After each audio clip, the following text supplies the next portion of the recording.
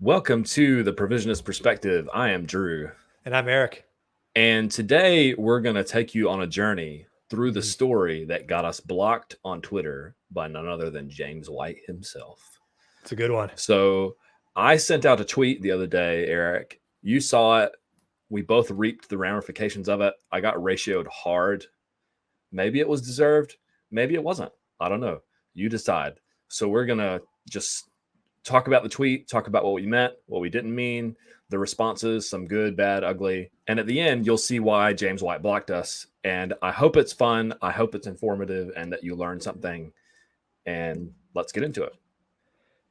And instead of doing the smart thing, which would be to pretend like this ratio never happened and move on, we're going to do an entire episode on it because we like the pain. It's true. It's true. On one hand, I feel like I agree with you. I feel like maybe I should just leave this alone. On the other hand, I feel like there's opportunity for clarity. There's opportunity to bring some things to the surface that I feel like were good points that we made that were hidden amongst all of the different comments and stuff that you don't see. Because if you know Twitter, all you see is the original post and then maybe like one comment underneath it. And unless you're going to click and scroll and just go through all these different threads and stuff, you're just not going to see conversation. So that's why we're doing this, because we're glutton for punishment.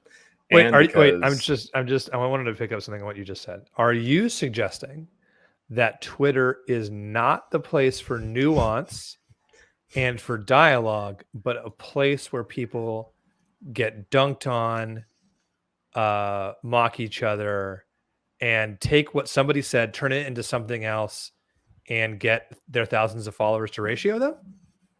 absolutely. Okay. Absolutely. That's I absolutely just what want happens. to be Absolutely what happened. I'm learning my lesson.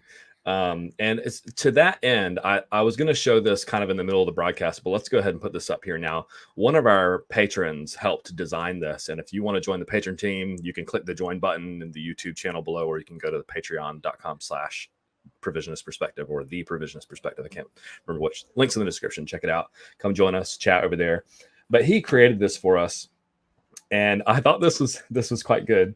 So hopefully you can see this. If you're if you're on audio, this is going to be confusing, but it's got this famous gif of, I think he's an NBA star, just absolutely smashing this ball that this kid's trying to throw up. So it's like provisionist perspective is the kid, nuanced theological point is the ball that he's trying to put in the hole, and then Christian Twitter that just smashes it and just nope, get that out of here. You're not allowed to do that. And so we'll talk a little bit about the nuanced theological point that we were trying to make. We got the flack the other day for a nuanced theological point that we were trying to make too the other day. But hopefully we'll do an entire episode on that one day too, because I think it's important. But so here we go. Let's look at the original tweet. Here it is. So you all know that there is conflict happening in Ukraine right now. I don't know the whole story. I don't understand the politics behind it. All I've seen are the hashtags and the flags and everyone that thinks that they're helping. So I tweeted this in response to kind of what I was seeing on social media. I said, I feel like God is in control is one of the most unhelpful Christian platitudes someone can say in times like these. Hashtag pray for Ukraine. So maybe it's helpful up front to talk about what a platitude means. Eric, what is a platitude? A platitude means that you think the thing you just said is theologically untrue. Mm-hmm. That is the incorrect answer. That is the incorrect answer. I just thought that whatever happens on Twitter is the truth. And since that's how everybody took what you said and immediately retweeted it and said, these guys don't believe God is in control, I thought that that was accurate. And that's what a platitude means. Are you telling me that a platitude means like an empty, unhelpful saying that you say maybe to somebody to make yourself feel better? Is that what a platitude is?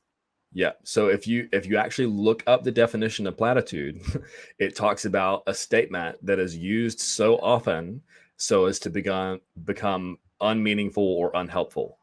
And I was saying, and I'll throw this up there again for everyone to see, I feel like God is in control is one of the most unhelpful Christian platitudes someone can say in times like these. So you weren't saying that God is not in control. No, I was not saying that. Oh, okay. God, I'm still confused here on this one. I'm not. And so, should I stop the sarcasm or should I keep going the entire episode? Just bring it. This This is probably going to be a pretty snarky episode. I do want to put forth some positive affirmations and some clarity, but a lot of this is going to be responding to what other people said about this. Think the sarcastic thing I can say here, and I love sarcasm. I live on it. I'm never going to stop. Okay. But the positive thing that I can say about that is that you're just right. Telling somebody who's suffering that God is in control is a platitude. You are correct. I stand by it. And we're going to go through that. I'm going to tell you why I think I'm 100% correct. And this is coming from a person who has training, you being a person who has training in pastoral counseling that has received lots of instruction, read lots of material on how to do this. We'll get to that later on in the broadcast. Get to that. Let me just say, we'll get to that. Just up front right now, I'll just tell you, we would sit in our classroom with our professor and all the other students, and we would sit there and we would counsel each other. And you'd sit there for 30, 40 minutes and pour your soul out. It was uncomfortable at first, but you get there where you would pour your soul out and your deep hurts and hang-ups and everything that's going on with you, it would to another person, and we would practice our listening skills. And the person who was listening to me or who I was listening to, if I said in any kind of, however I wanted to rephrase it, if I said anything like, well, God has you in God has you in his hands. Or if I had said something like this, the session would immediately stop and the professor would start giving us feedback as to why that is the absolute, you're no longer listening. We'll get into that, but I'm imagining in my training, just the first even few days we were doing it, I'm remembering back and I'm thinking, if I had said to somebody that God was in control or some variation of it, I would have gotten that feedback immediately. Maybe the professor would have kept the session going, maybe not. And they would have stopped it and had me start again. Right. And this is what makes me feel like I'm taking crazy pills on this is I thought, stop it. Stop saying that. It's not helpful. I can't imagine being in that. And as we'll see, I don't think I'll get a chance to highlight this comment, but I interacted with someone that was basically saying, we told this girl in this Bible study, she was going through a hard time, God is in control. And actually it comforted her. And so I basically just responded, okay, that's fine. But that communicates different things to different people. And from my perspective, it's an unhelpful thing to say, and it's a platitude. But so we're going to start with somebody that's, well, this person would not consider themselves to be on our team at all, as far as like on the soteriological. He specifically tweeted that he was much closer. He's an Arminian, that he was much closer to Calvinists than he is Provisionists. It's honest. I'm not trying to throw you under the bus, Brother Scott, but anyways, I guess I wanted to throw this up there from someone who presumably I would agree with quite a bit if I had a conversation with him. So I'm just going to read his response. I'm going to talk about, and then I'll go through how I responded to him and the proof text that he gave me for his position. So he says, I disagree entirely that it's an unhelpful Christian platitude. There is nothing more comforting than to know that the King of Kings is in control and that his will cannot be thwarted. Also, it is not a platitude, it is a biblical doctrine. So then he gives these 6 passages that we will look at in just a moment. And here was my response.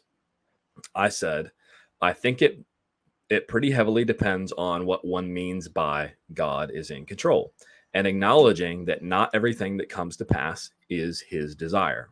Your will be done on earth as it is in heaven. I apologize if this is quite small, by the way. I'm trying to get this in as few screen caps as possible. So he responded to that. What I mean by God is in control is that he is sovereign, reigning, providential, working out his perfect plans, that not even a sparrow falls to the ground apart from God's will. Things that happen are not God's things that happen that are not God's revealed desires are still allowed by his permission. Anything you would disagree with so far there, Eric? I think I would disagree. I would disagree with his framing. I think the only thing I agree with almost all of that, and the only thing is that I disagree with his framing of platitude versus biblical doctrine. A biblical doctrine can become a platitude if said so often that it is unhelpful or meaningless, or said in a wrong context, such that it's unhelpful or meaningless. So, a biblical doctrine can be a platitude, and I think that's exactly what we're saying. But the rest of it, yeah, it's good. Yeah. And then, so here I responded to him. Well, actually, let's see here. Still allowed by his permission. Yep. So then I said, allowed is a key word there. And I don't think God is in control communicates that important nuance to many people that hear it. So we've said a few times here on this podcast that our view of God's providence, of God's sovereignty, whatever you want to call it, is that God either determines or permits everything that comes to pass. We'll see this in a moment as I express that view to Phil Johnson, who also interacted with the tweet. So he said, well, certainly we can agree that saying God is in control is better than saying he is out of control, surprised, caught off guard, etc. Side note, file all of that under things that we did not say. Right. I mean, I don't know. Right. It's the people making up things that we didn't say in this whole brouhaha is just rampant. Like they're just creating things we didn't say, projecting them outwards as if we said them. It's just. And one of the things that I appreciated about your interaction on this, Eric, and we'll get to this in a moment, is you made this statement about how, you see, this is how lies take on a life of their own. Because people say, well, what they meant is this, and then heaps of people retweet that and stuff, right? And so then it becomes something that people thought we were saying that we didn't say, and now we are being perceived as saying things that we didn't say. So anyways, so he said, God has a purpose even for the evil he allows. He is truly and fully in control. Everything that happens is by God's direct action or permission. And then I said, I don't think that is the only alternatives to saying God is in control. In other words, he said up here, well, certainly we can agree that saying God is in control is better than saying he is out of control, surprised, caught off guard, etc. And I said, I don't think that is the only alternative to saying God is in control, but it seems like we are mostly in agreement. And that was essentially where that conversation ended. You know, I gave him a thumbs up. Cool. People were just piling on the likes on this as I continued to get ratioed by him saying, you know, I actually disagree and stuff, even though from my perspective, I think we were largely agreeing and I wasn't saying the things that a lot of people thought that I was saying. So I want to engage just briefly with some of the scriptures that he cited. So he gave 6 different scriptures, which we're going to look at. All of you guys out there, you know who you are, that talk about us doing theology by negation. We're going to actually engage with these scriptures that he posted. So here we go. Our God is in heaven, and he does whatever he pleases. This has been quoted so many times, and Brother Layton has responded to this so many times, I don't feel like I need to repeat that here. Read the whole psalm. Read the whole psalm. Just because God does whatever he pleases doesn't mean that it pleases him to do everything. Here's Job 42:2. I know that you can do anything. No plan of yours can be thwarted. So, question, Eric. Can God lie? No. Can God make a square circle? No. So there are things that are within the confines of God's logical, reasonable nature and holy nature. Like he can't lie. He can't lie because it's not part of his nature to lie, right? and the scriptures affirm this. So quoting this and just saying you can do anything, no plan of yours can be thwarted. And I'm not saying that Scott believes that, right? I'm just saying as a for instance to this, our Calvinist brothers and sisters would respond that, God can do anything. God can cause a free choice. Can he? Because you can't cause a free response, because then it's not a free response. We could get into the argument for why that is, and I'm sure Scott would agree with us. So there are certain things that God can do, but God can't do something that's illogical. And if God is causing a free response, how do I say this? It's no longer free. Yeah, if God causes a free response, it's no longer free. We can make an argument for that, but I'm hoping that Scott would essentially be on the same side of us on this point. So, Daniel 4, if I'm not mistaken, this is let's just check. Let's look at the context, shall we? Read full chapter. Nebuchadnezzar's proclamation. Oh yeah, because I think somebody tweeted this to me at some stage and said, even pagan kings know that God is in control. Because this is Nebuchadnezzar saying this, right? Nebuchadnezzar's praise. But at the end of those days, I, Nebuchadnezzar, looked up to heaven, and my sanity returned to me. Then I praised the Most High and honored and glorified him who lives forever. For his dominion is an everlasting dominion, and his kingdom is from generation to generation. All the inhabitants of earth are counted as nothing. He does what he wants with the army of heaven and the inhabitants of the earth. There is no one who can block his hand or say to him, what have you done? So this is Nebuchadnezzar speaking in a context of, I have just been tremendously humbled by God. I set myself up in opposition to him, and he has brought me low, and he's getting his name proclaimed throughout the whole earth, which is what's happening right here with Nebuchadnezzar. And then he's saying, no one can block his hand or say to him, what have you done? So I don't disagree with, obviously, this passage. We wouldn't disagree that this is communicating God is in control, but I also don't think that it's not talking about God micromanaging or causing everything that happens. And that was the main issue that I was taking with the phrase God is in control, is that I think it can communicate determinism effectively to people in a harmful way, or that God is intending this or bringing this on you for some mysterious big purpose. Yeah, there's something really different with saying that God is in dominion as a king and he has a heavenly kingdom that he's in dominion over, versus suggesting that God caused your rape. There's something very different from that. And one can be comforting personally to somebody, that if they have this view that all the bad things that have happened to them, God is still enthroned as a king over the heavenly kingdom, and all things will be made right with them.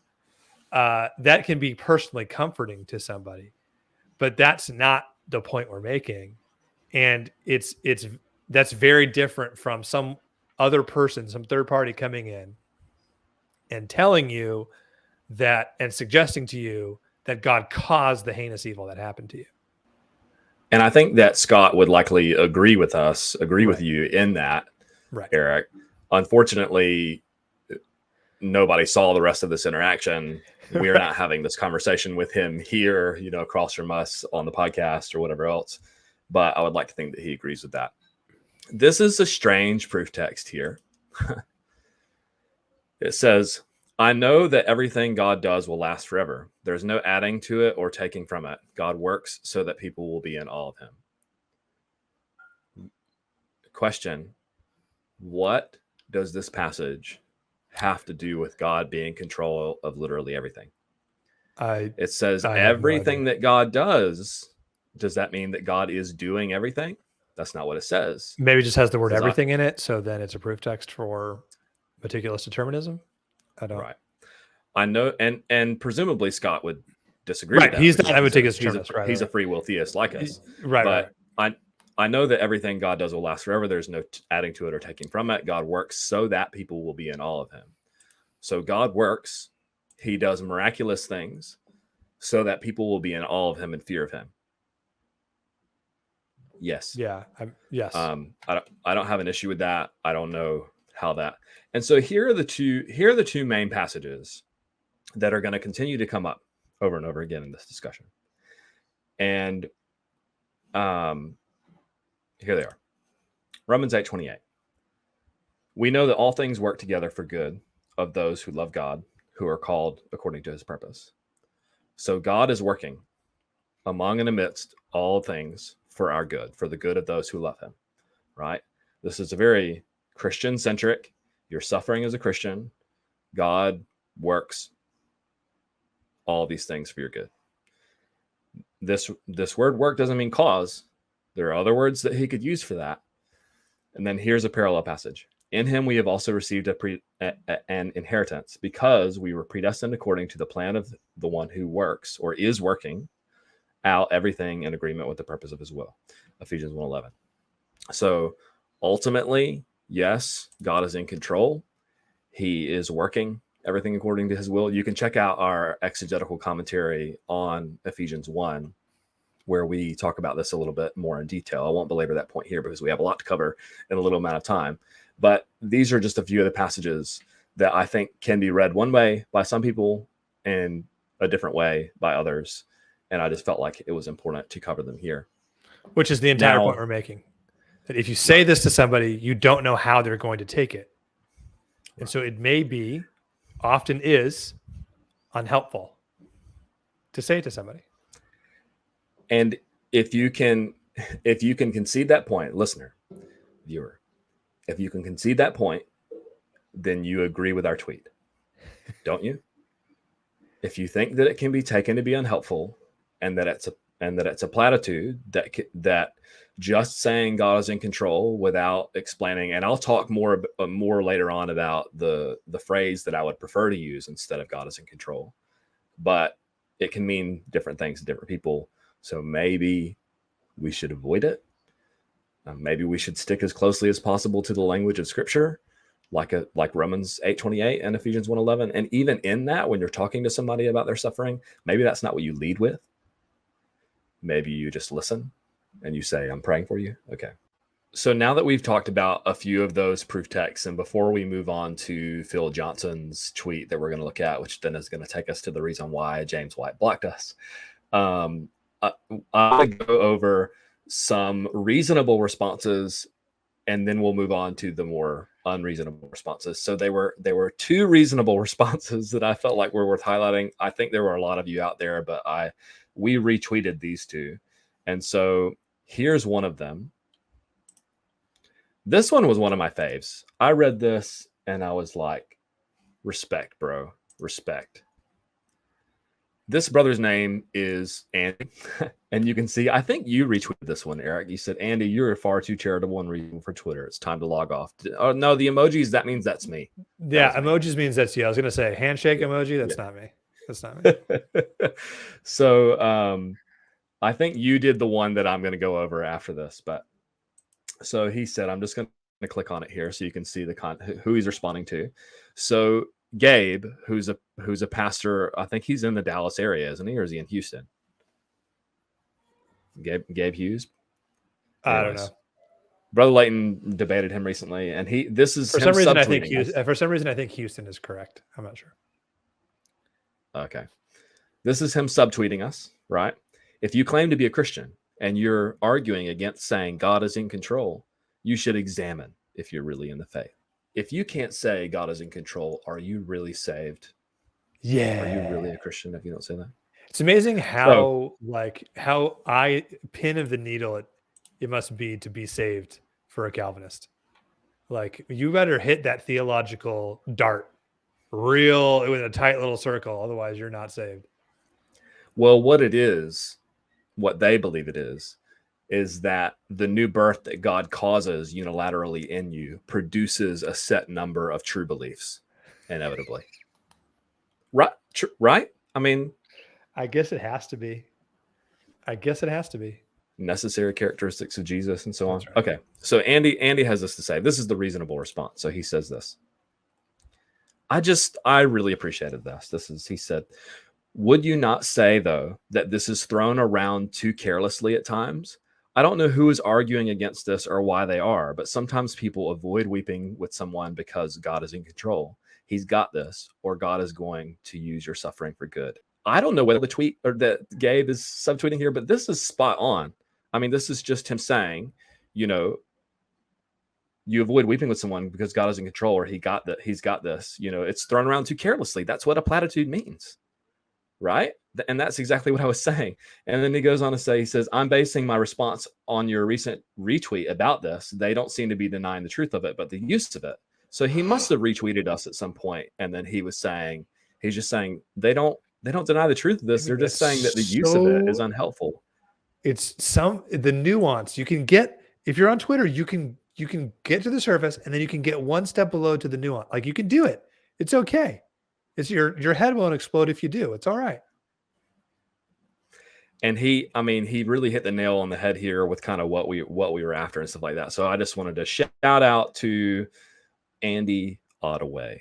So we appreciate you. I'll have to tag all of these mentions when we eventually upload this.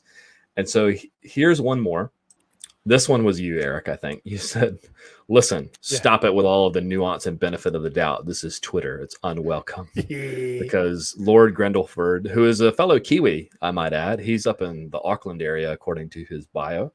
And he was saying here, God is in control is a truism. The provisionist perspective wasn't suggesting otherwise, but that we should realize it can come across as an unhelpful platitude. Now, I just went down this rabbit hole. I just wanted to see what he was responding to, because I didn't see this and you saw it. It's from someone that we had recent interactions with who's blocked us. So I'm having to use a different account to view this interaction. But now he's just going to block this one. Here, this is if he pays close enough attention to block this specific account, then good on him. He can do that. So Freed Thinker Podcast is Tyler Vela. He says, so apparently it's out of God's control, and we need to pray to ask God to control. Man, the God of open theism be Zeusing real hard. I gotta admit, that's kind of funny. So then he just says here, God is in control is a truism. Christian perspective wasn't suggesting otherwise, but that we should realize it can come across as an unhelpful platitude. And then this is going to segue into the Phil Johnson thing that we're going to talk about here in a moment, because you'll notice that this comes up in my conversation with him. He says, it comes from the guys who mock the idea there are no rogue molecules, i.e. they do think there are things that are out of God's control. The idea that we're mocking is that God has to control every molecule in order to bring his purposes to pass, or to even be considered sovereign. Which is what Tyler obviously believes. Obviously. And so anyways, and you'll see this come up in conversation with Phil Johnson, where I basically say, this is what we reject. And then he doesn't engage with it. I mean, the idea that God has to be in control of your every fart, or he can't get his purposes, is an idea that I will mock with stuff like that I just said every single day. Like, that is a ridiculous idea, and I will mock it as often as I can. This response that follows. So remember, this is our journey to being blocked by James White. This is kind of stuff that just happened in between. And we are the type of people, Eric and I, that don't back down from a theological dust up. That's just kind of who we are. And so Phil Johnson came in here and he tweeted this. He was the first person, as far as I could tell, that seemed to ask me what it was that I meant by the tweet. Here's what he said. So what's your view? That's about where the charity ends, by the way. But he said, so what's your view? You worship a God, lowercase g for our listeners, of course, who has lost control of whatever he is supposed to be God over. Quote, I feel like, quote, because I said in the tweet, I feel like God is in control. I feel like that's the most unfaithful perspective I've heard all week from someone who professes to be a believer. And why are you soliciting prayers to such a weak God? So Phil Johnson seems to, emphasis on seems to, implicitly call my salvation into question here based on this tweet. That's Twitter. I guess that's, it's how you roll. It's the most unfaithful perspective I heard all week. I think this was on like a Monday or whatever. So maybe that wasn't really like the biggest insult that he could have given me. But let's see, February 28th. Hold on, I'm just going to look this up. I'm looking. I'm getting there first. Oh yeah, it is a Monday. Maybe he meant like the whole previous week too. So Phil, does the first day of the week start on Sunday, or is it Monday? It was, because it was. I mean, that, I guess I shouldn't really be too offended by that. Then, maybe he saw something just more one day. It was just more one day. Unfaithful later on. So here's my response to that. I said, "You're the first person to ask me this question, as far as I can tell. I believe God determines or permits everything that comes to pass. If God is in control, means, or is equal to that, then I'd sign my name on the dotted line. However, I reject that if God doesn't micro control every molecule," I almost used a different word there rather than molecule. If you know the word that I wanted to use. If he doesn't micro control every molecule, then he is powerless to bring his.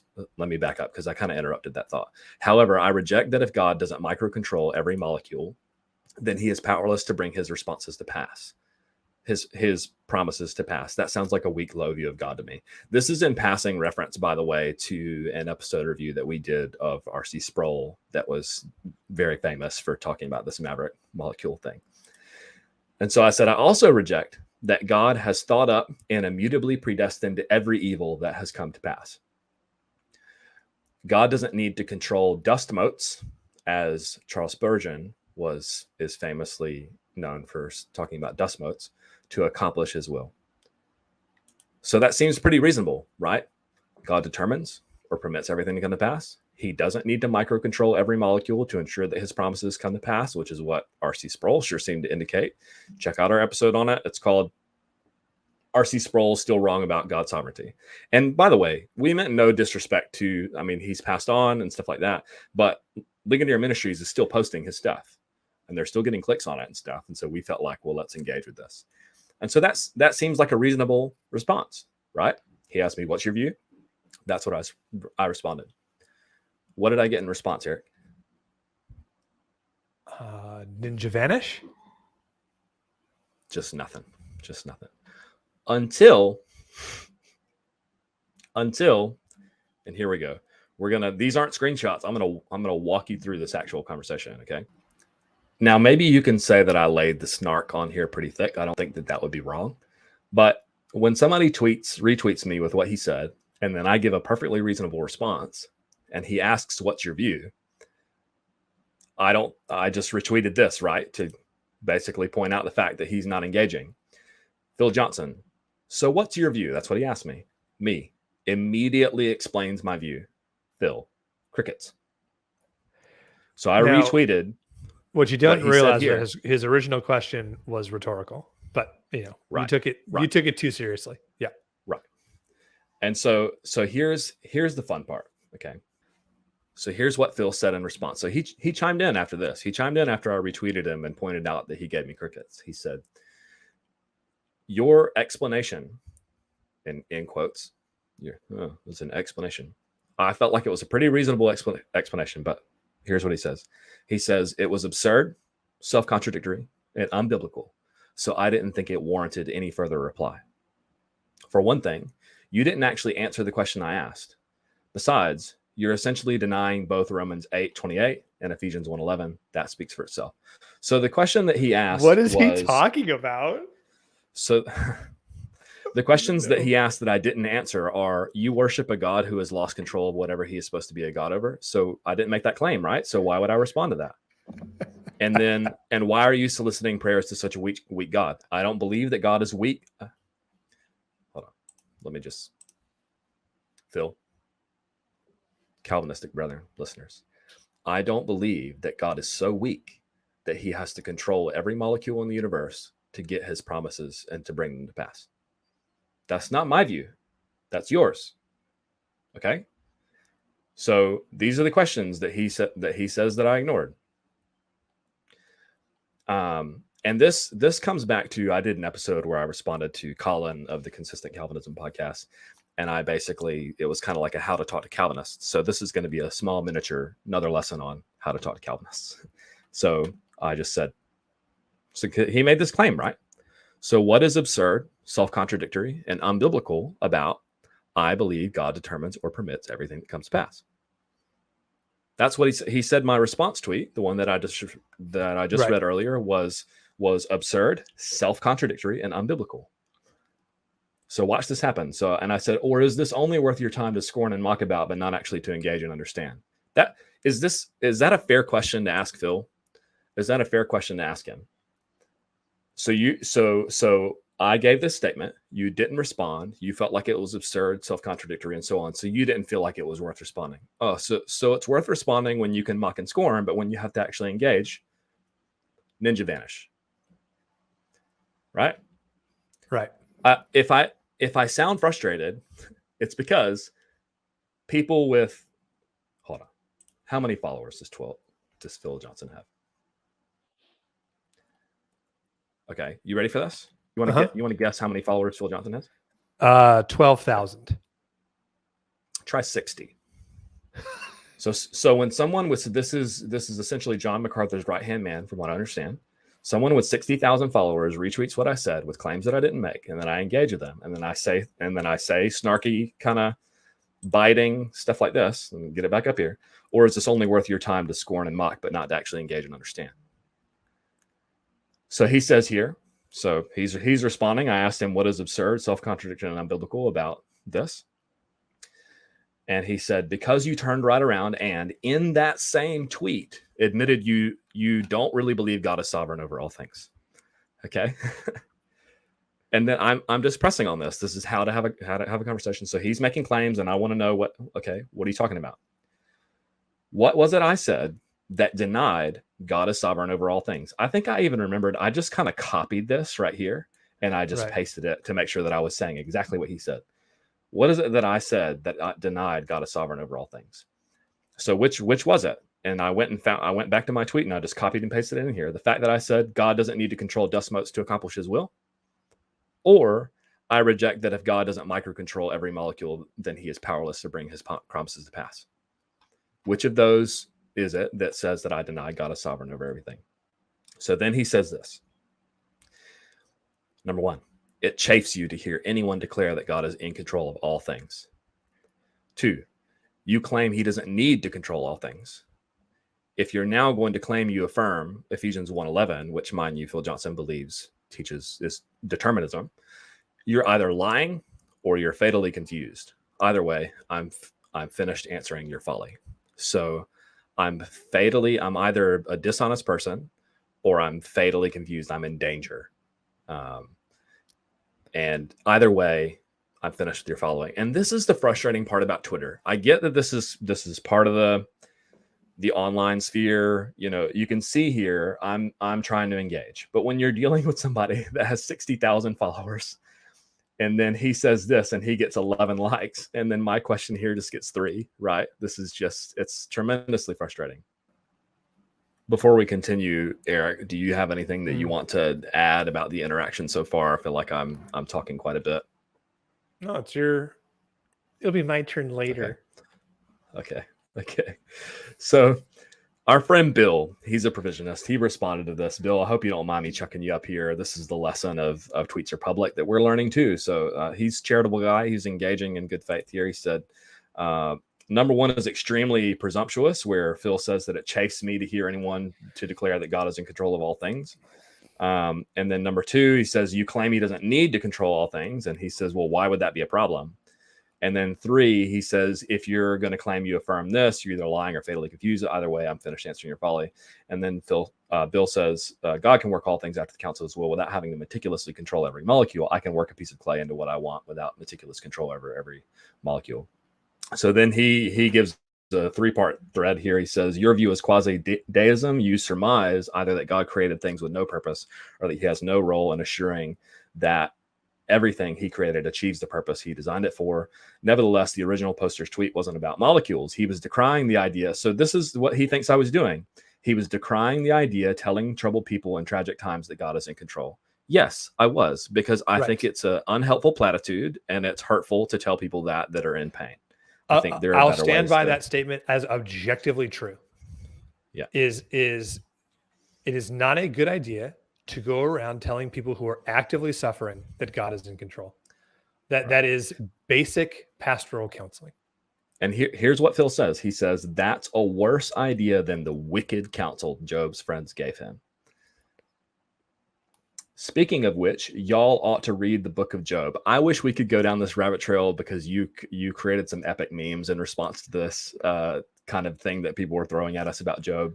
But anyways, so speaking of which, y'all ought to read the book of Job. It would be a good corrective to the deplorable theology you are tinkering with. Oh, we're deplorables. We're deplorables. He's using the Hillary language now. Deplorables. And so this is kind of where this ended at. And I said, he was decrying. This is what he said. He was decrying the idea, telling troubled people in tragic times God is in control. And then I said, I've summarized my actual view elsewhere. In other words, that's not what I said. This is what I summarized. I said that God either determines or permits everything that comes to pass, that I don't think that he has immutably predestined everything, and I don't think that he has to control every molecule to accomplish his will. That's what you believe, Phil. So, and then I said, you refused to engage with what you took issue with, and just bam, poof, Cal vanished. So this is my little gif here, the ninja trying to vanish and stuff. And this was this was my response to him, right? That he didn't respond to. And then earlier, as you saw, he said, I'm not engaging with your folly anymore. So I was trying to engage, and he just didn't want a bar of it. So I think that was the end of that conversation. He so he didn't respond to that either, as far as I can tell. So that was that conversation. And one day I would like to go over. I had a conversation with Derek Webb, none other than Derek Webb, on Twitter, about some of his beliefs and stuff. And it's interesting because there's just a different vocabulary, same dictionary thing going on there, right? And Phil Johnson couldn't seem, understandably so, he didn't want to say out loud what R.C. Sproul is famously known for, which is that if God isn't in control of literally everything, if there's one molecule that he's not controlling, in other words, if determinism isn't true, then he just can't. There might be one little thing that gets in the way of God's plans, and that we can't trust him to bring his promises to pass. And I think God's bigger than that. Sue me. But I think what that interaction with Phil Johnson shows is that the real sickness within Calvinism, and especially internet Calvinism, is that it is such an insular group that when they encounter ideas outside of it, they just, like, their brain short circuits, and they just does not compute. Like, how can you say what you're saying is God is in control, God is sovereign, but he doesn't meticulous control everything? He goes, oh, that's a contradiction. He can't see. He couldn't hear me saying that. He couldn't hear you saying it. That's absurd. It's nonsensical. You're fatally confused. He can't understand any view except his own, because he has a myopic view of Christian theology, and he doesn't see it, and he doesn't need to, because he gets with his 60,000 followers, right? He gets all of the self confirmation. And, being MacArthur's right-hand man and being in that world for decades, you just have all the self-confirmation that you guys have it right. Everybody's got it wrong. Look at all of our books. Look at all of our published works. Look at all of the power that we have in these organizations and these conventions. You look at all of the, obviously we're the ones that have it right. And so it's become such a self-affirming circle that they don't know how to see outside of it anymore. And I think that's what you see with that Phil Johnson interaction. And I'm not sharing this to dunk on Phil Johnson. I'm sharing this to point out that, and I mean this as charitably as I can say it, but he just cannot be reasoned with. And let me switch that. I'm a random on Twitter.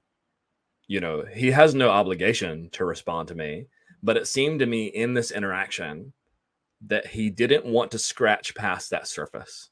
He didn't want to go down past that and hear what we were saying versus what we weren't saying. And he's entitled to do that. He doesn't have to respond and stuff, but I'm here, we have this platform, and I'd want to get on here and kind of explain my side of the story and just go, does somebody want to engage with this point? Because Phil's not going to, that's fine. That's his prerogative. Now, onto the main event. So none other than James White himself got a hold of this. And this is to give the further context. Once Phil Johnson, somebody like Phil Johnson gets a hold of it, and other people with thousands and thousands of views got a hold of it, this is going on. And I remember just like ignoring it and looking at my phone and being like 21, 30, 40, and just being like, I'm not even paying attention to this right now. I just bowed out for like a day or two and did not respond at all to anything. I'm like, what did Drew do? What did he do? And then I looked it up and I was like, oh, that's what he did. Oh, I get it. Got it. Okay. All right. I don't got time for that.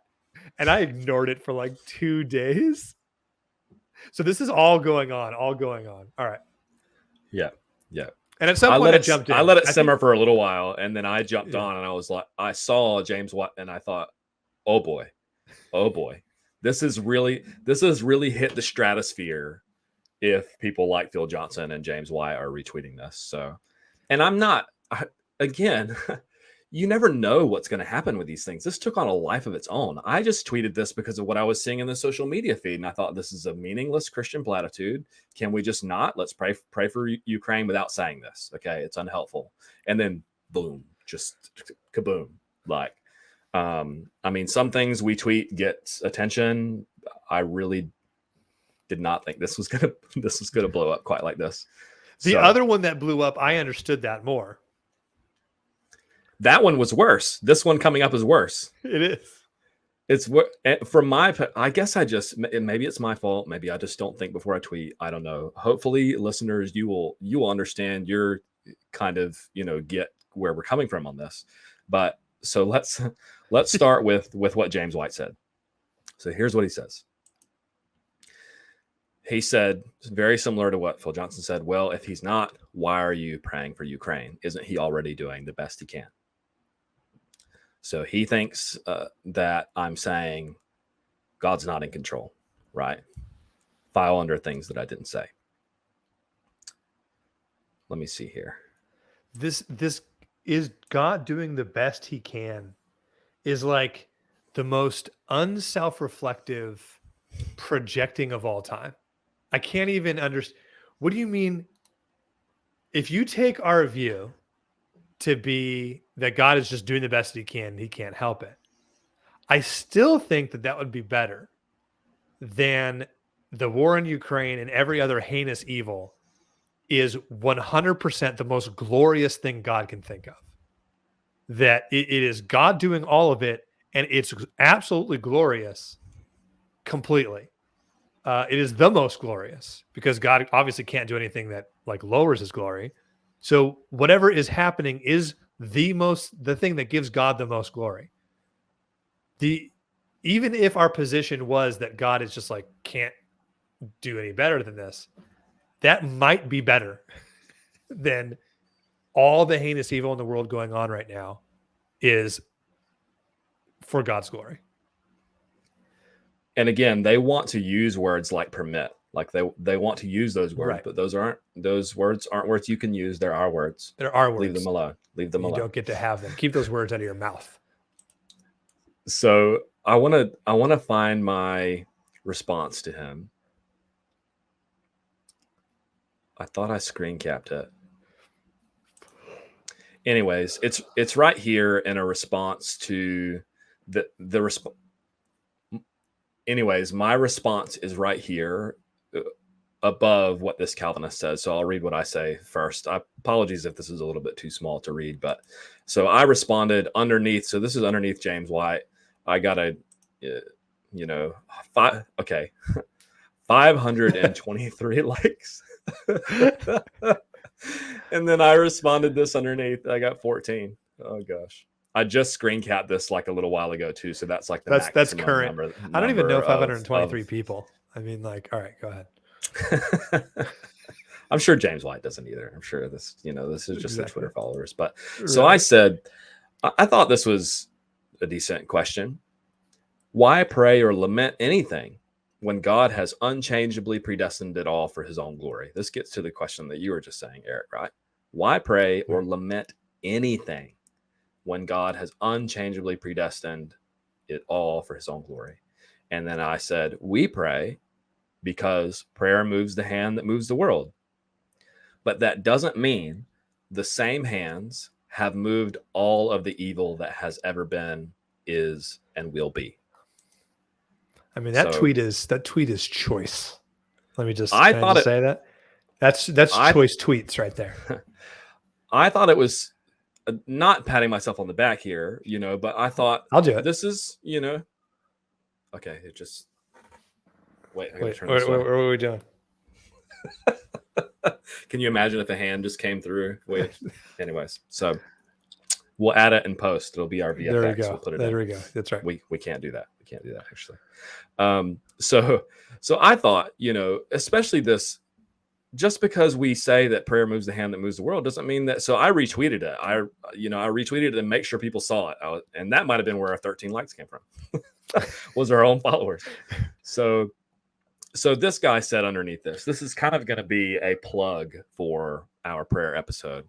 So he says, if prayer changes God's mind, then what is God doing now? If prayer changes the mind of God, then how many times is he changing his mind because of the countless numbers of believers pleading for him to act in a certain way? I think what he's saying here is that when we pray, God changes, and God's just like, oh, somebody just prayed. Oh, let me do something. Oh, somebody just prayed. Let me just do this. That's how he views our view on God changing his mind in response to prayer. That's not what we believe. If you want to know what we believe, I'll put a link in the description. I think it's called Does God Change His Mind? And it was in response to a patron asking us, hey, can you do an episode on prayer? It was one of our favorite episodes that we did, and it got very little interaction because it wasn't as spicy as this is. Go check it out. So here's what this brother said in response to that. He said, wrong. Prayer is primarily a tool God uses to change our hearts. Prayer does not change God or his decree. Our prayers may be what God included in his decree to affect something, but all our prayers are under his sovereign decree. So this is an example of where Calvinists often think that restating their position is an argument. So go watch the prayer episode. We don't have time to get into it. But if you think that prayer is primarily a tool God uses to change our hearts, then you, with respect, know nothing about biblical prayer. Get with it, people. Okay. So that was James White's tweet. And then what did you do, Drew? What did you do? I blame a friend of the podcast for this.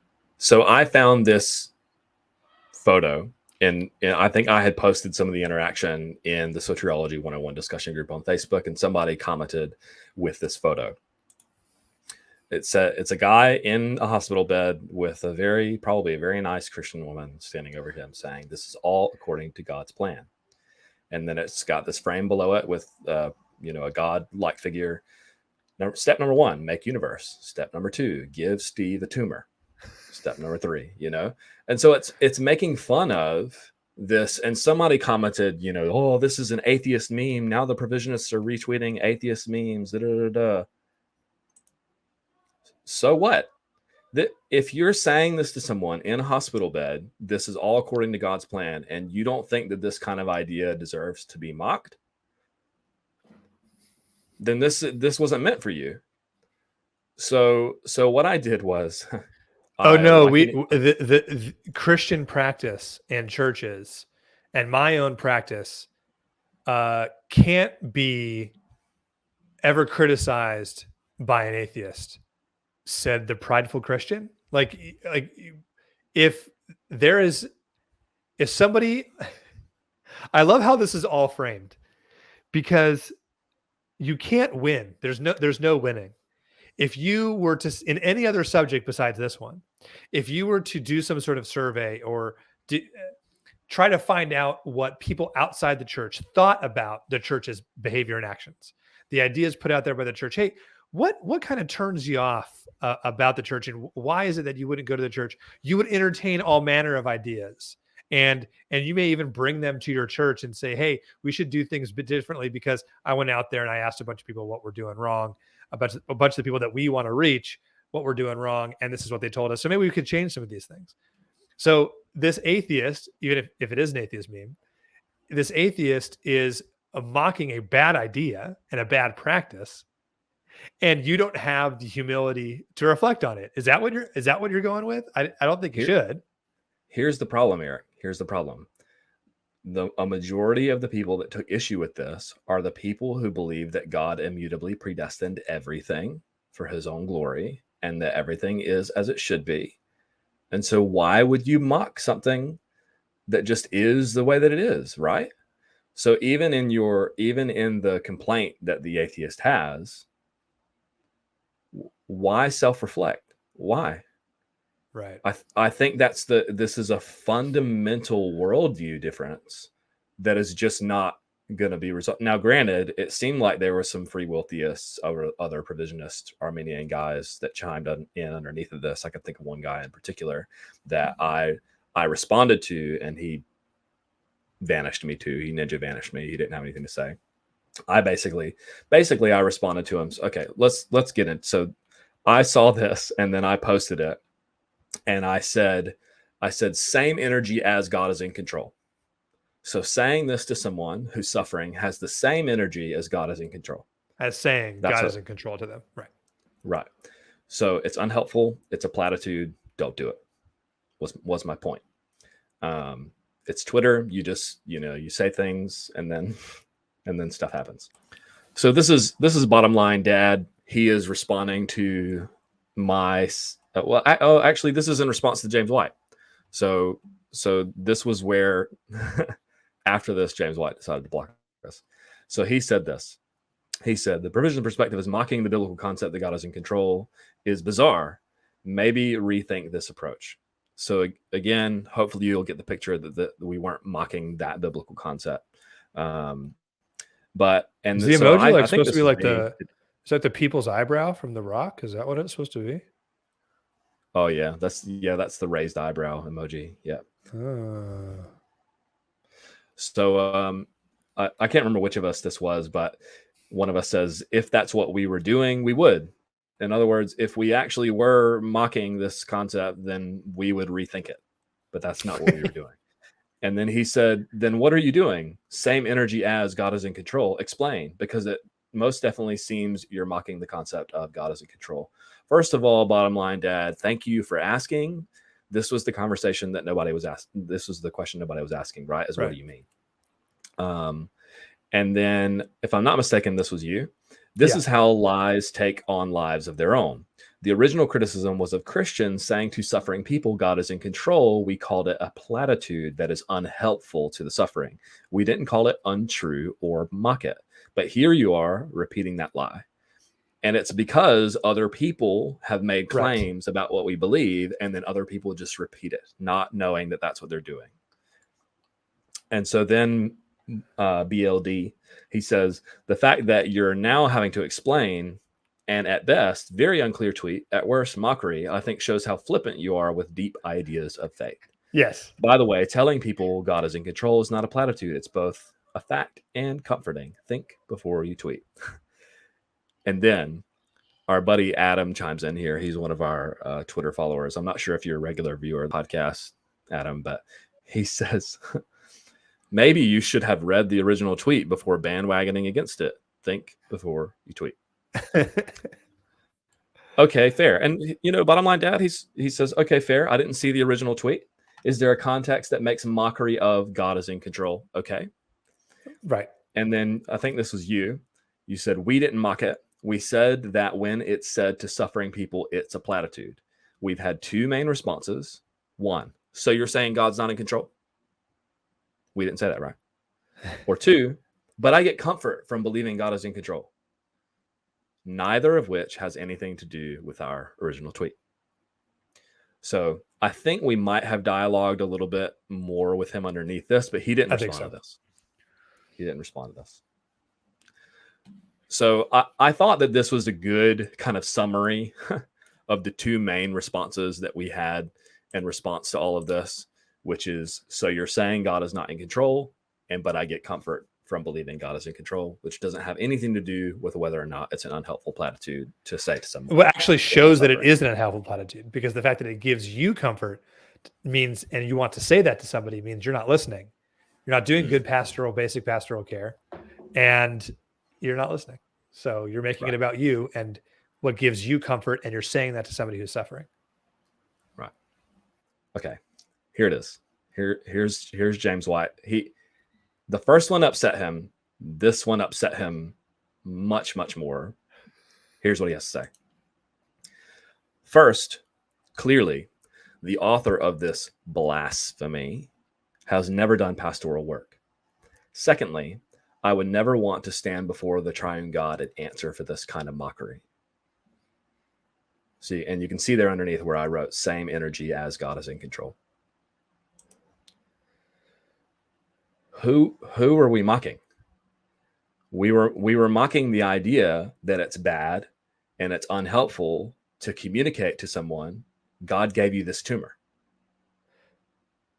We were mocking the idea that it's good and helpful to suggest to somebody the idea that God gave you this tumor. Right. And so James White, so the author of this blasphemy, so we're blaspheming now. We've never done pastoral work. Doesn't want to stand before triune God. And you, Eric, you get responsibility for this, okay? So you retweeted what he said with Calvinist bumper sticker, God gave you cancer. Calvinist bumper, I did too. The second one, that's right. You did it twice. Yeah. Calvinist bumper sticker, making tumors glorious again. Look, I'm actually really proud of that one. Okay. I'm not going to lie. I think it's funny. And I was mocking James White because he's a buffoon, and I do it again. But what I was doing there, this is, and you can believe me or not, but my thought process is there was that he just slandered my training. He pronounced that I'm a blasphemer, and you too, obviously, but he's talking about me as well. And I get credit for the blasphemer part because I get credit for that. Yeah, you can have that one. And that he is pronouncing divine judgment on me. And so you have a few options when someone does that to you. You can defend yourself. Well, no. I mean, I'm not. Hey, listen, I'm not. Wait a minute. That's already a win for them. That's the entire game. The entire game is to accuse you of saying things you never said, get you to defend, and then you're on the defense and they're on the offense. That's the game. And you may say, well, then don't play the game, and that's fair, but that's the game. So I wasn't going to defend.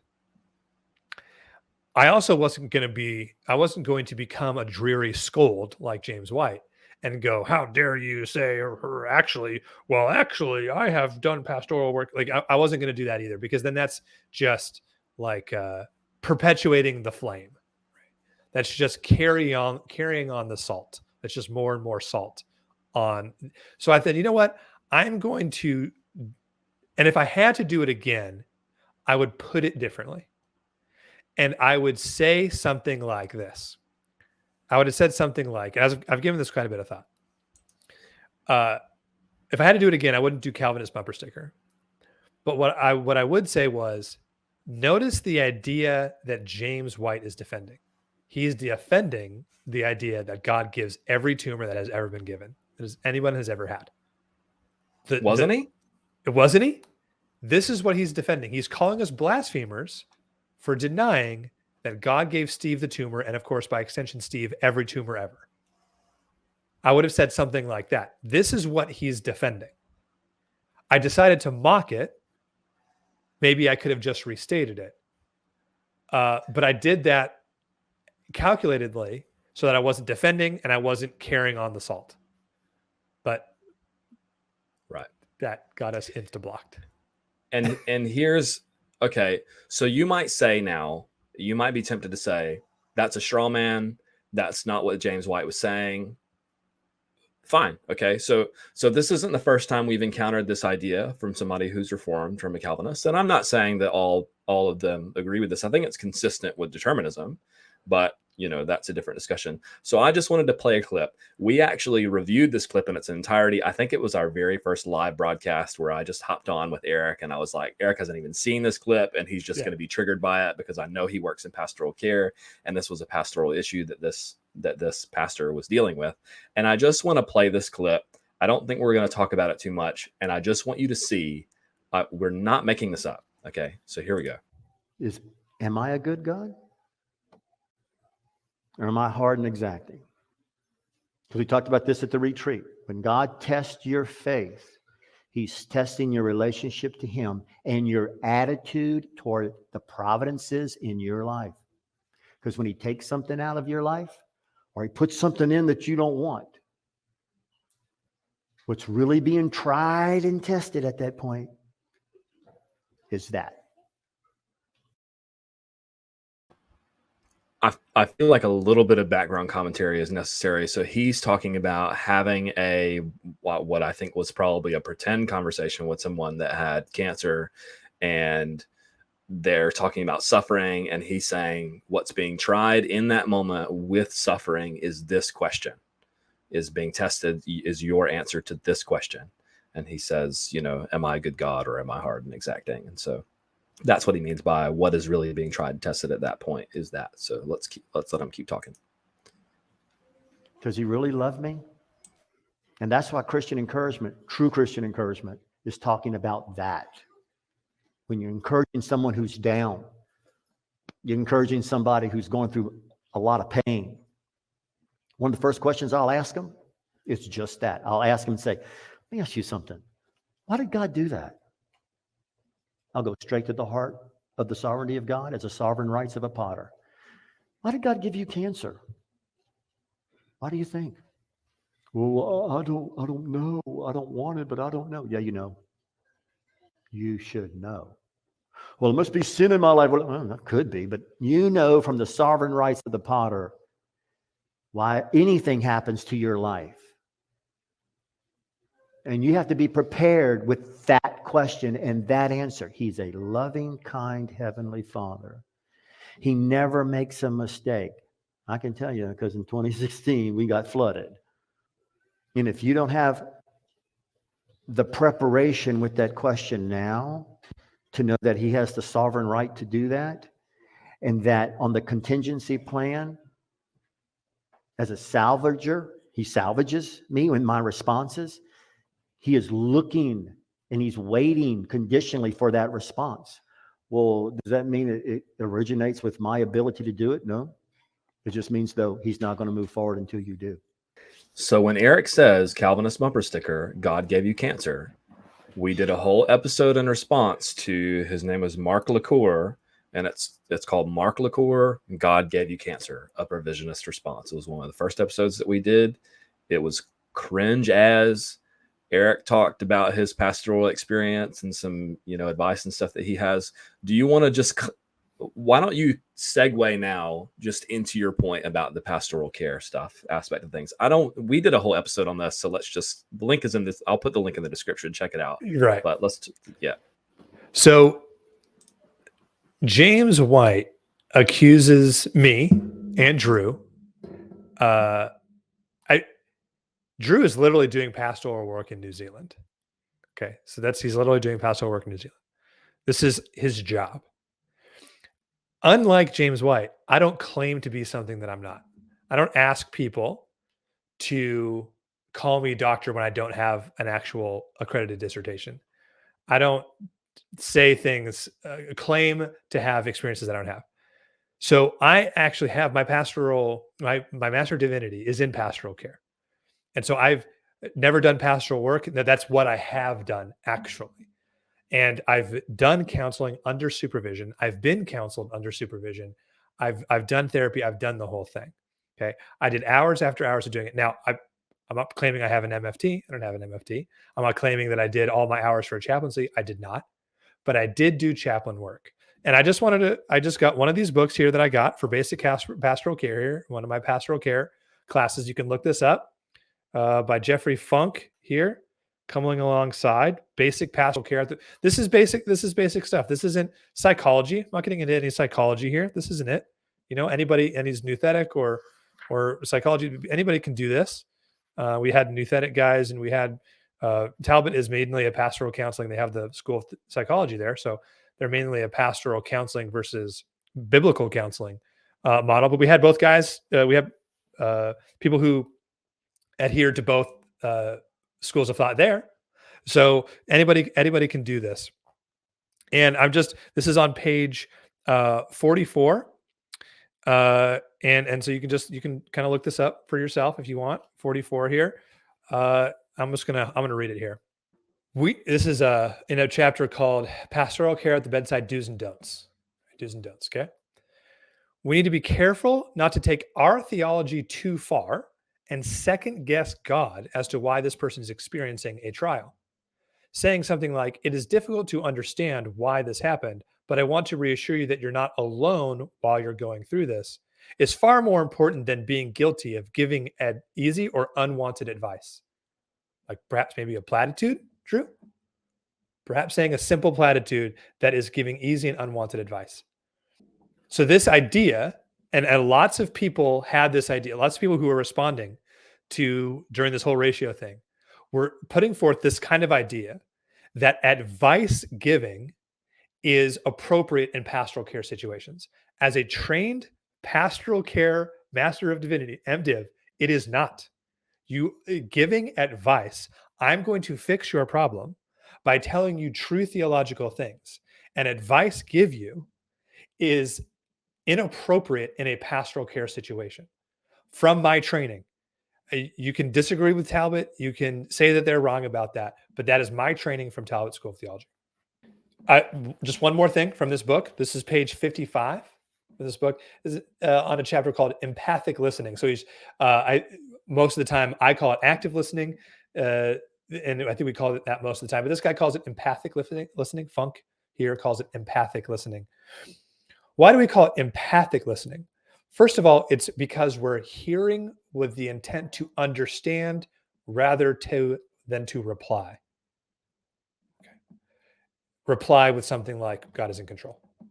In other words, we're not waiting for them to stop talking so that we can give them our words of wisdom or tell them our viewpoint. So many people during this whole thing were saying, well, I find it really comforting that God is in control. Good for you. A pastoral caring situation isn't about you, though. It's not about you. You have to actively put away all of that stuff. Just because you feel out of control in your life and they're in a place of suffering and they're out of control doesn't mean that you can make yourself feel better by telling them God is in control. The thing that gives you comfort doesn't necessarily give them comfort. And anyway, you've made the session about you. You're saying something that makes you feel better. You're not listening to them. I wonder if this was a main difference behind what you and I, or what I was thinking behind when I tweeted this and what you understood immediately when you read this is this. We have our pastoral hats on and we're thinking, is this a helpful thing to say? Is this going to, like, how are they going to understand me as saying this? Or should I just be listening and saying, you know what, that sounds really hard, I'm going to pray. So we're thinking that. Everybody else is thinking, God is in control brings a lot of comfort to me, and how dare you? And you know what? Here's the thing. I was in my MDiv, and I started my MDiv, and I think I was in something like New Testament. I think I started with it was a focus in New Testament. And either way, it doesn't matter what your focus is in the MDiv that I got. Their MDiv now is different. I'm going to be elitist for a second and say my MDiv was 96 units and now they're putting out 66 unit MDivs. I'm just going to, but we had to do all the languages. So me moving away from the New Testament didn't stop any of my languages at all. So I still had the languages is the difference between a master's and an MDiv. So that I still had to do I wasn't getting out of it, but I wanted to go into the pastoral care, and I switched over to the pastoral care. and I had a meeting with Rex Johnson when he was still heading it, and for him to make sure that I was a good fit for it, because I knew I was bad at it. I knew that I was that guy. ENTPs are not naturally gifted at pastoral care. It may not surprise you, especially for people who are following this whole Twitter brouhaha, the whole thing, people who listen to this broadcast, it might not surprise you that perhaps I'm not naturally great at empathic listening. Just ask my wife. Hey, babe, come and tell them stories. Me right. I'm not great at it naturally. I'm not. We humans generally in parties are listening to wait till the person stops talking so that we can talk again. I knew I was doing it. I had experienced it from pastors, and it was a bad experience. And I was like, I don't want to be that guy. Wow, pastors are really bad at this. The pastors that I love and admire, but I had pastoral care from, weren't great at this. And so I want to actually be good at this. So that's what got me into this. So I'm not naturally good at this. I had to be trained out of all my bad habits with this stuff. Second, it's empathic listening because we're concentrating with our heart, which includes the mind as well as the emotions, of course, as well as our eyes and our ears. We are fully focused on the person with our whole being. This is exhausting to do, by the way. I don't know about you, but for me, that takes tremendous concentrative effort. It does. Empathic listening is not casual listening, but active listening. There's that term, that is fully engaged with the other person. Finally, empathic listening is seeking to understand the patient first before I am understood. Well, I just want you to understand that God is in control. That's about you. That's about you teaching them. That's not what pastoral care is about. That means I'm listening to the person in order to learn rather than to teach. I'm first of all a student before trying to be an instructor or a guidance counselor. So, I mean, I just read 3-4 paragraphs from a basic pastoral counseling book. And disagree with it all you want to. Right. This is curriculum that's in an MDiv at a very popular seminary. And I want to tell you a story. Well, go ahead. What were you going to say? I was just going to say, once upon a time that we've talked about kind of unhealthy church practices and stuff previously here on this channel. Once upon a time, I thought that I was once part of a church culture where we sort of felt like we just enjoyed when people told us what to do. Like, we have a problem, just tell me what to do in response to this problem. Tell me what to do and I'll do it. Give me the biblical counsel and I'll do it. And in retrospect, I had a few and I remember saying, I really like such and such because he just tells you like it is and tells you what to do in response. He doesn't, and in retrospect, I'm like, I don't think that was really helpful for me. Because you're wanting makes you feel good because it's simple. And it's also easier for me because then I don't have to deal with all of the emotions and different stuff that's going on. I just need to, the wise man just told me to do this, so I'm just going to go do it, and that's going to fix my problem. And that's a really good point. What you're doing, and this was one of the things that kicked me. So several of us came in this together. Several of us started you come in kind of as first year pastoral care students, and you kind of go through your pastoral care classes and practicums and all that stuff at a certain pace. And I planned it to kind of happen towards the end because I wanted to do a bunch of my academic stuff in the front, and then I wanted to do my pastoral care stuff towards the end. And so a lot of us came in it together, and a lot of us went through the same like growing pains with it because we were teachers. We were seminary students. So we were teachers, and you want us to stop teaching? Does not ain't sparks. Like, it doesn't. And we had to get it trained out of us. And one of the things that got us to one of the things that helped me was to swallow the idea that if I advice give on somebody, one, I could be dead wrong and I have no idea what I'm talking about. Two, I am robbing from them the experience of going through their trial and experiencing the grace of God in the midst of their trial. If they just do what I said, like you just said, if they just do what I said and they don't go through it on their own, I'm robbing them of them experiencing the grace of God in the middle of their suffering. That was one of the ones that be like, oh, it's really important for me to stop teaching.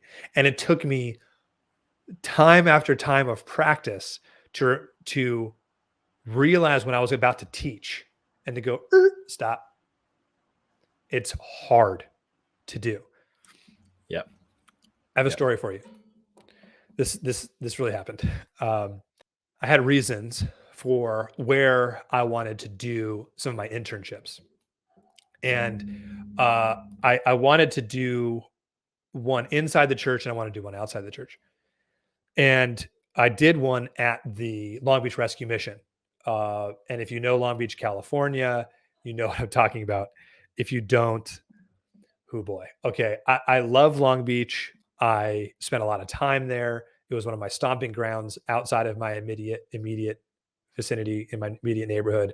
I loved going there because it was such a kind of vibrant, different place, but it came with a lot of drawbacks. And it has one of the biggest rescue missions in the world right there in the middle of Long Beach. And so I went there. And because I knew some chaplains and I knew some things, I got a good word in and I got a caseload. I got 4 guys and I would meet with them every week. And one of the guys, and I want you to tell me at what point in this story should I have told this guy that God is in control. He tells me this story. And these are dudes who are either there to get off the streets or are there or they're in jail. So they had a choice to go to a rescue mission or stay in jail, or they were able to get off the streets. These are the guys that are in a restrictive program there that is very structured. And they have the rescue mission when I was there, and I think they did that for years. Maybe things are different now, but they had 2 levels: level where you could come and go and you had a bed, and another level where you were working towards getting help for getting housing. You had to be sober, you had to be in counseling, you had to meet with guys like me. It was a requirement. That's the only way they're talking to me, because either they're talking to me or they get kicked out. And so it's very, very structured program. And some of the guys didn't like how structured it was. Talking to this one guy, and I'll never forget him. I'll never forget his face. I'll never just even talking about it right now. I am transported back to sitting in this room with him. He told me about how he was married with a child, but he was also addicted to heroin. I think it was heroin. And he was going to get to his drug dealer's house. And he goes, hey, my drug dealer around his house, lots of nasty characters in the house, around the house. So he tells his wife and his daughter to stay in the park. Stay in the park. I'll go get my stuff and I'll come back. When he comes back, there's a bunch of commotion. There's police that he hears coming, and he sees his wife and his daughter lying on the ground, and he gets to them and scoops them up, and he holds them as they bleed out in his arms. They were victims of a drive-by shooting, 2 guys shooting at each other. They were in the middle, and his wife and his daughter bleed out in his arms. And to this day, he has obviously PTSD. The drugs that he isn't on anymore, he could function on the drugs because they would medicate this. But now that he's off the drugs, it's a lot harder because all of this comes back to him all the time. And if you know something about PTSD, it's an expansion of the limbic system. So they remember it's like you're there. You can feel it. You can taste it. You can smell it. You're there. And so he says every single time he hears a siren, dude lives in the middle of Long Beach. Every single time he hears a siren, that's every 5 minutes. He is transported back there to holding and knowing. And he never said this. And I never found a time to say that, but it was the unspoken elephant in the room that it was his fault they were there. It's his fault they were there. His addiction, that the reason they were there. He knows it though, and the guilt is killing him. So at what point during my sessions with him should I have said, God is in control? What good would that have done for him? Maybe it would have made me feel a little better. God is in control. What an empty platitude in front of objective suffering like that. And that was my point. That was exactly my point. Is these are real people in the Ukraine who are suffering, who are being attacked, and so on. Can we just not? That was essentially what I was saying. And listener, if you're still paying attention for this long, say a prayer for we'll call him Z. Can we call him Z? Sure. Yeah. I'll never forget this guy. I hope he's.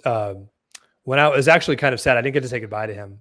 He was trying to get into a PTSD specific program, and he got in it. And one day when I went there to meet with him, he was gone. Never got to say goodbye to him. But yeah, I hope he's doing okay. Yeah.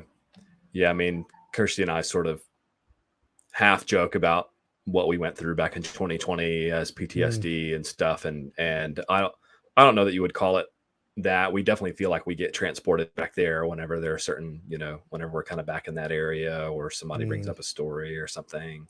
One of the students that I just met recently in person, he was the son of somebody that cooked a meal for us when we were in hospital with our little girl, and had dropped it off.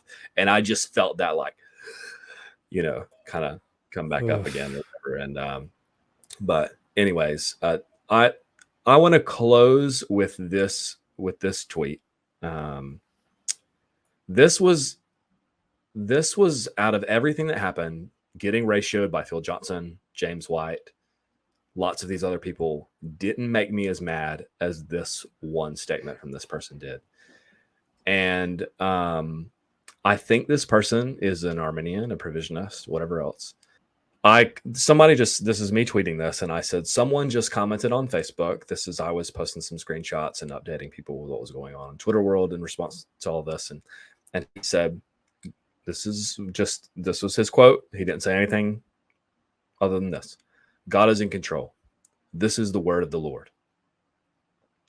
And then I said, but it actually isn't. And that was my entire point.